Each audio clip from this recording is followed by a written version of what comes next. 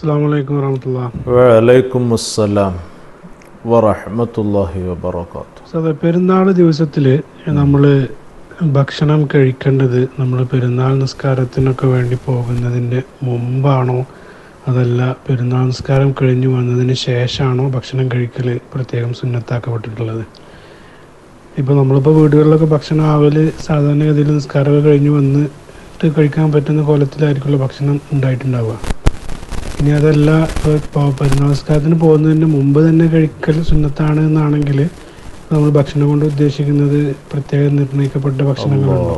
ഇപ്പോൾ ഈത്തപ്പഴം പോലത്തെ അങ്ങനെ എന്തെങ്കിലും പ്രത്യേകം അതിനെക്കുറിച്ചിട്ട് എങ്ങനെയാണ് വിശദീകരണങ്ങൾ കിതാബുകളിൽ വന്നിട്ടുള്ളത്? അതുപോലെ തന്നെ ഇപ്പോൾ നമ്മൾ പെരുന്നാൾ നിസ്കാരത്തിന് പോകുന്നതിന് മുമ്പ് കഴിക്കാതെയാണ് പോകുന്നത് എന്നുണ്ടെങ്കിൽ അത് ആ സുന്നത്ത് അങ്ങനൊരു സുന്നത്ത് ഉണ്ടെങ്കിൽ അത് ഒഴിവാക്കുമ്പോൾ അതിന് കറാഹത്ത് കയറി വരുന്നുണ്ടോ? ഇങ്ങനത്തെ വിഷയങ്ങളെ കുറിച്ചൊന്ന് വിശദീകരിക്കും. പെരുന്നാൾ നിസ്കാരത്തിന് പോകുന്നതിൻ്റെ മുമ്പ് ഭക്ഷണം കഴിക്കൽ സുന്നത്തുണ്ടോ?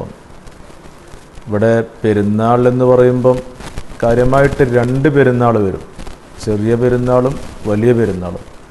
ഇപ്പം നമ്മൾ പ്രതീക്ഷിച്ചുകൊണ്ടിരിക്കുന്നത് ചെറിയ പെരുന്നാളാണ്.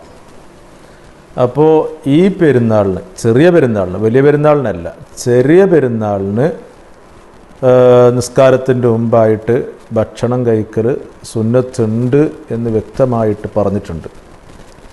നബി സല്ലല്ലാഹു അലൈഹി വസല്ലമ തങ്ങൾ അങ്ങനെ ഈത്തപ്പഴം കഴിച്ചു എന്ന് പറയുന്ന ഹദീസ് സ്വഹീഹായി വന്നിട്ടുണ്ട്. മഹാൻ ഇമാം ബുഖാരി റളിയല്ലാഹു അൻഹു അവിടുത്തെ എൻ്റെ സ്വഹീഹ് ബുഖാരിയിലാണ് ഹദീസ് കൊണ്ടുവന്നത്. ബുഖാരിയുടെ 169 പേജിലായിട്ട് 953 ഹദീസ്. ഹഡിങ് എന്ന ബാബ് എന്താ?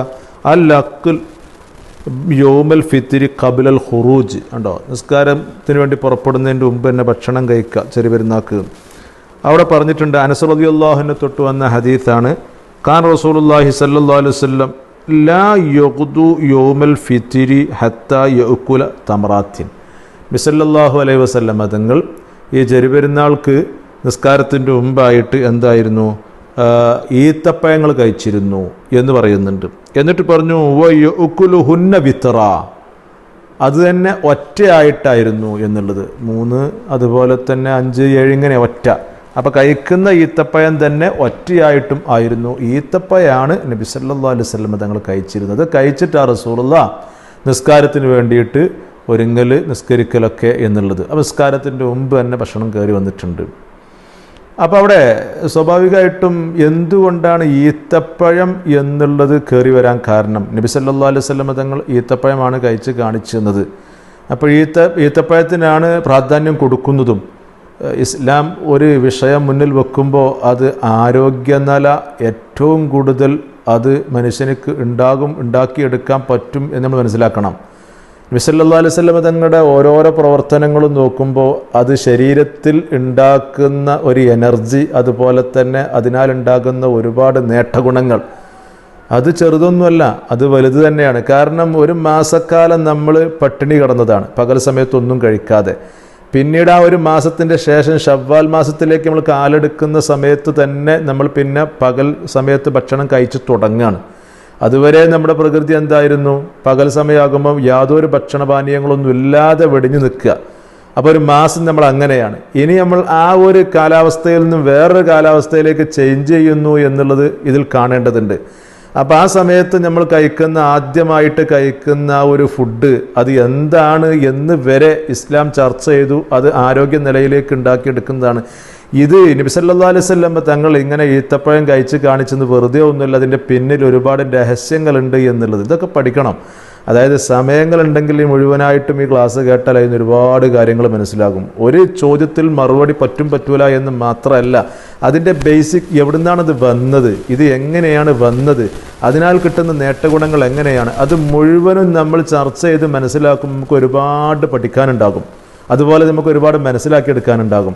അതല്ലാതെ ബേസ് പറ്റൂല, അല്ലെ സുന്നത്താണ് സുന്നത്തല്ല എന്ന് പറഞ്ഞ് പോകാൻ അറിയാനിട്ടല്ല, നേരെ മറിച്ച് അതിൻ്റെ പിന്നിൽ ഒരുപാട് കഥകളുണ്ട്, അതുപോലെ തന്നെ ഒരുപാട് നേട്ടഗുണങ്ങളുണ്ട്. അപ്പം നമ്മൾ ആ ചെയ്യുന്ന ആ ഒരു പ്രവർത്തനത്തിന് ഇത്രമാത്രം കാര്യങ്ങളുണ്ട് എന്ന് നമ്മൾ തന്നെ അറിഞ്ഞുകൊണ്ട് നമ്മൾ ചെയ്യുമ്പം അത് നമുക്കുണ്ടാകുന്ന ഒരു എനർജി എത്രയായിരിക്കും? അത് വല്ലാത്തൊരു എനർജി ആയിരിക്കും. അതിന് ടൈമിംഗ് വേണം, സമയം വേണം.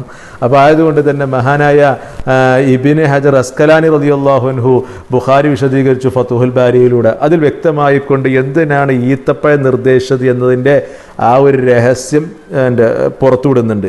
ഇതിൻ്റെ 3-ാം വാള്യം ഇതിൻ്റെ 263-ാമത്തെ പേജിൽ വൽ ഹിക്മത്തു ഫി ഇസ്തിഹ്ബാബി തംരി ഉണ്ടോ.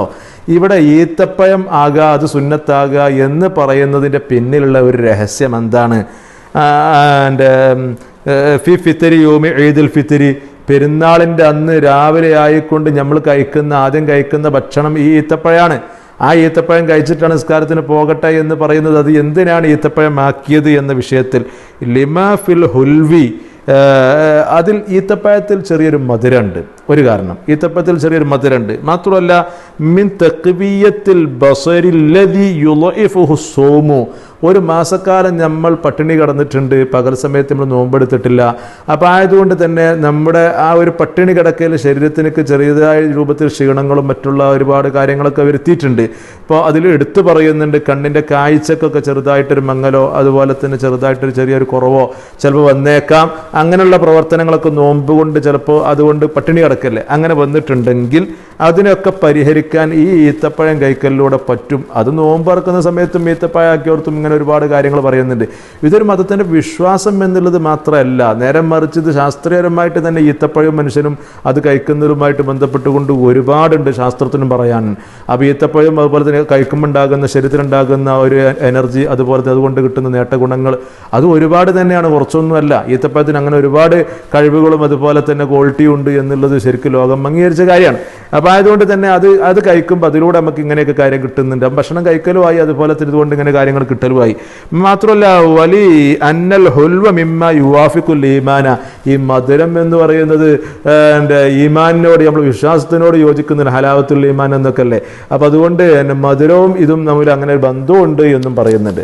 അപ്പോൾ പിന്നെ എന്തിനാണിത് ഒറ്റയിൽ എന്നുള്ളത്? റസൂലുള്ള ഒറ്റ കൊണ്ടാക്കി എന്നുള്ളതല്ല. എന്തുകൊണ്ടാണ്? ഇപ്പോൾ ഒറ്റ എന്ന് പറയുമ്പം 1, 3, 5, 7 ഇങ്ങനെ ഒറ്റയാണല്ലോ. അപ്പം ഇങ്ങനെ ഒറ്റയിൽ ആയി എന്നിപ്പോൾ എങ്ങനെ വരുന്നത് എന്നുള്ളത്.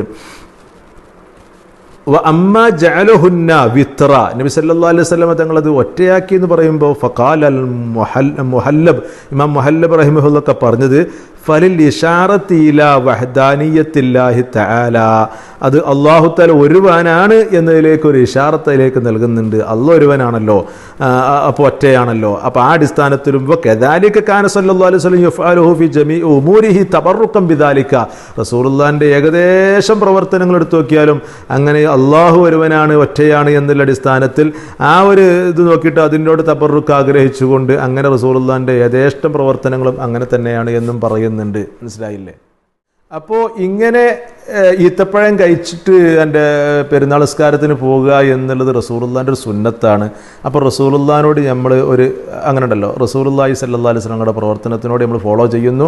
ആ ഒരു പ്രവർത്തനം അത് വലുത് തന്നെയാണ്. അതാണ് ഇതിൻ്റെ പിന്നിലുള്ള രഹസ്യം. അതിൻ്റെ പിന്നിൽ നമ്മൾ എടുക്കേണ്ടത് റസൂലുള്ളാഹിൻ്റെ സുന്നത്താണ്. അതുപോലെ റസൂലുള്ളാഹി അങ്ങനെ ചെയ്തിട്ടുണ്ട്. അപ്പോൾ അതിലൊരുപാട് നേട്ടഗുണങ്ങൾ നമുക്ക് ഉണ്ടാകും. അതിൽ 1, 2 ഒക്കെ ചിലപ്പോൾ ഉലമാ പറഞ്ഞു എന്ന് വരും. ബാക്കി എത്രയോ പറയാത്തതും നമ്മൾ മനസ്സിലാക്കി എടുക്കാത്തതും അങ്ങനെ ഒരുപാട് കാര്യങ്ങൾ ഉണ്ടാകാം. അതുകൊണ്ട് റസൂലുള്ളാഹിനോട് സഹവസിച്ചിട്ട് അങ്ങനെ ചെയ്യുക എന്നതാണ് ഇതിൻ്റെ പിന്നിലുള്ള രഹസ്യമെന്ന് മഹാനായ ഇമാം കർമാനി റളിയല്ലാഹു അൻഹു ബുഖാരി വിശദീകരിച്ചുകൊണ്ട് ഈ പറയുന്ന ഷർഹ് കർമാനിയിലും വ്യക്തമായിട്ട് പറയുന്നുണ്ട്. ഇതിൻ്റെ 4-ാം വാള്യം ഇതിൻ്റെ 68-ാമത്തെ പേജിലായിട്ട് പറയുന്നുണ്ട്. അണ്ടോ തഅസ്സിയം ബിഹി സല്ലല്ലാഹു അലൈഹി വസല്ലം, ഈ പ്രവർത്തനത്തെ പറ്റി പറഞ്ഞങ്ങനെ. അപ്പോൾ റസൂലുള്ളാഹിനോട് നമ്മൾ ആ സഹവസിച്ചുകൊണ്ട് അതിനെ ഫോളോ ചെയ്തുകൊണ്ട് അങ്ങനെ ചെയ്യുക, ഇതാണ് അതിൻ്റെ പിന്നിലുള്ള രഹസ്യം എന്നുള്ളത് ആദ്യം പറയേണ്ടത്. പിന്നെ അതിൻ്റെ പിന്നിലുള്ള ഓരോ എൻ്റെ രഹസ്യങ്ങളും ചുരുളയച്ചു എന്നുള്ളത് മാത്രം. ഇനി മാത്രമല്ല പെരുന്നാൾ നിസ്കാരത്തിന് വേണ്ടി നമ്മൾ പോകുമ്പം അള്ളാഹുവിൻ്റെ ഒരു വിരുന്നുകാരനായിട്ടാണ് നമ്മളെ ഗണിക്കുന്നത് എന്നുള്ളത് ഈ പറയുന്ന ബുഖാരി വിശദീകരിച്ചുകൊണ്ട് തന്നെ സാബൂനി ഷറഹുൽ മുയ്സിറിലും പറയുന്നുണ്ട്. നമ്മൾ വിരുന്നുകാരാണ്, ആ അടിസ്ഥാനത്തിലാണ് എന്നുള്ളത്. ഷറഹുൽ മുയ്സിറിൻ്റെ 2-ാം വാള്യം ഇതിൻ്റെ 123-ാമത്തെ പേജിലായിട്ട് പറയുന്നുണ്ട് ലി അന്നൽ മുസ്ലിമീന ഫി ളിയാഫത്തി റഹ്മാൻ ഉണ്ടോ അയ്യാമൽ ഈദ് പെരുന്നാളിൻ്റെ ആ ഒരു ദിവസം നമ്മൾ അള്ളാഹുവിൻ്റെ വിരുന്നുകാർ എന്നുള്ളൊരു അടിസ്ഥാനം അവിടെ വരുന്നുണ്ട്. അപ്പോൾ ആ ഒരു രൂപത്തിലും അത് വന്നിട്ടുണ്ട് എന്നും പറയുന്നുണ്ട്. ഏതായാലും ആകത്തുക പറയുകയാണെന്നുണ്ടെങ്കിൽ ചെറുപെരുന്നാക്ക് ബലിപെരുന്നാക്ക് അത് പറയുന്നില്ല. കാരണം ബലിപെരുന്നാക്ക് ഇങ്ങനെ ഈ പറയുന്ന രൂപത്തിൽ അങ്ങനെ ഒരു മാസക്കാലം നമ്മൾ പട്ടിണി ഇറക്കലും അങ്ങനത്തെ കാര്യങ്ങളൊന്നും ഉണ്ടായിട്ടില്ല. ഭക്ഷണം കഴിച്ചുകൊണ്ട് തന്നെ ഉണ്ടായിരുന്നത്. അപ്പോൾ പിന്നെ അവിടെ ഒരു ഭക്ഷണം കഴിച്ചു പോകുക എന്ന് പറയുന്നത് വലിയ പ്രസക്തിയൊന്നും കാണുന്നില്ല. അതുകൊണ്ടായിരിക്കാം ഏതായാലും ചെറുപെരുന്നാൾക്കാണ് ഈ പറയുന്ന കാര്യമായിട്ട് ആ സുന്നത്തെടുത്ത് പറയുന്നത്. അപ്പം അത് വീട്ടിൽ കിട്ടിയിട്ടില്ല.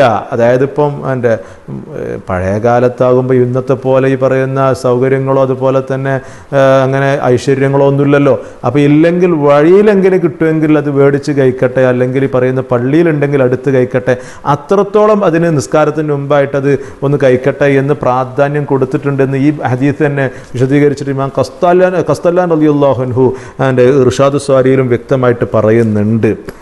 ഇതിൻ്റെ 2-ാം വാള്യം ഇതിൻ്റെ 374-ാമത്തെ പേജിലായിട്ട് പറയുന്നത് ഫ ഇല്ലം യഫൽ ദാലിക ഖബല ഖുറൂജിഹി ഉണ്ടോ ഈ ഇതിൻ്റെ പുറപ്പെടുന്നതിൻ്റെ പെരുന്നാൾക്ക് വീട്ടിൽ നിന്നും പുറപ്പെടുന്നതിൻ്റെ മുമ്പ് അങ്ങനെയൊന്നും കിട്ടിയില്ല.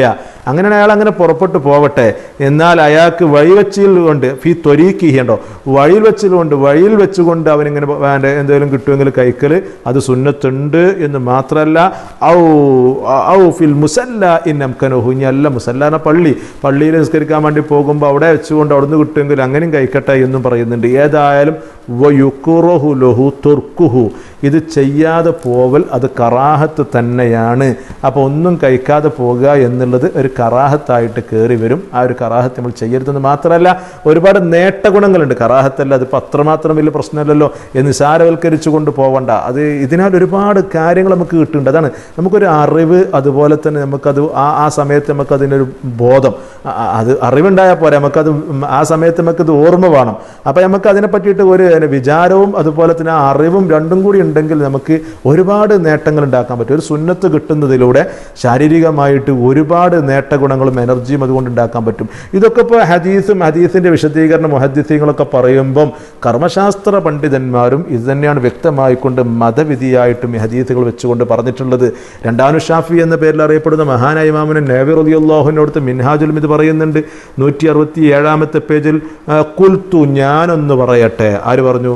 മഹാനായ ഇമാം നവവി റളിയല്ലാഹു അൻഹു വയകുലു ഫി ഈദിൽ ഫിത്ർ ഖബല സ്വലാത്തി നിസ്കാരത്തിൻ്റെ മുമ്പ് ചെറുപെരുന്നാക്ക് ഭക്ഷണം കഴിക്കുക ഉള്ളത് തന്നെയാണ് എന്ന് നബിമാൻ പറയുമ്പം അത് ശരിക്കും മട്ടം പോലെ കെട്ടിലും മട്ടത്തിലും ഒന്ന് വിശദീകരിച്ച് മഹാനായ ഖാത്തിമുൽ മുഹഖഖീൻ ഇബ്നു ഹജർ ഹൈതമി റളിയല്ലാഹു അൻഹു അടുത്ത തുഹ്ഫത്തുൽ മുഹ്താജ് എന്ന് പറയുന്ന ലോക പ്രശസ്ത കിതാബിൻ്റെ 3-ാം വാള്യം ഇതിൻ്റെ 84-85 പേജുകളിൽ നോക്കിയാൽ അത് ധാരാളം വിശദീകരിച്ചിട്ടുണ്ട്. ഇപ്പം ഇത്രയും നേരം നമ്മൾ മുഹദ്ദിസീങ്ങൾ പറഞ്ഞത് മുഴുവനും കർമ്മശാസ്ത്രത്തിൻ്റെ ഒരു ഹുക്കുമ് എന്നൊരു അടിസ്ഥാനത്തിൽ നമുക്ക് മതവിധിയായിട്ടൊരു ഹുക്കുമ് എന്നുള്ള നിലക്ക് മഹാനായ ഇബ്നു ഹജർ തങ്ങൾ പരിചയപ്പെടുത്തുകയാണ്.